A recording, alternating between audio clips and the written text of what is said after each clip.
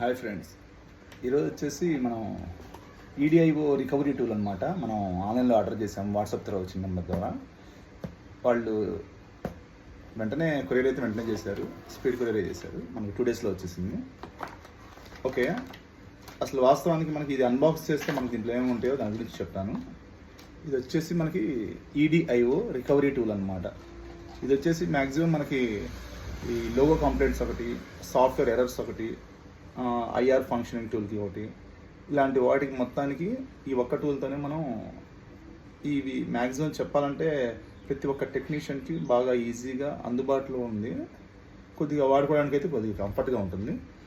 ఇది practical knowledge అయితే నేను మీకు త్వరలోనే వీడియో పెడతాను దీని గురించి.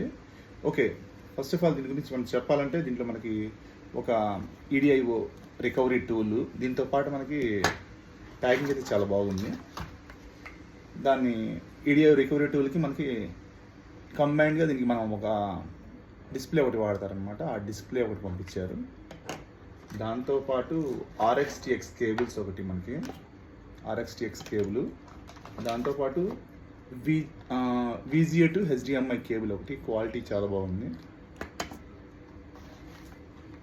దానికి మన ఈ రికవరీ టూల్కి మనకి ఏదైతే సప్లై ఉందో అది అడాప్టర్ త్రో ఇస్తాం అనమాట. ఇది 1 amp 5 volts అనమాట. ఈ అడాప్టర్ 5 voltsతో నడుస్తుంది. ఇది ఒకటి ఇచ్చాడు. మొత్తం క్వాలిటీ అయితే బాగానే ఉంది. 3500 అంటే వర్తనే చెప్పుకోవాలి. ఓకే, దీని గురించి ప్రాక్టికల్ నాలెడ్జ్ అయితే నేను మీకు త్వరలో వీడియో పెడతాను.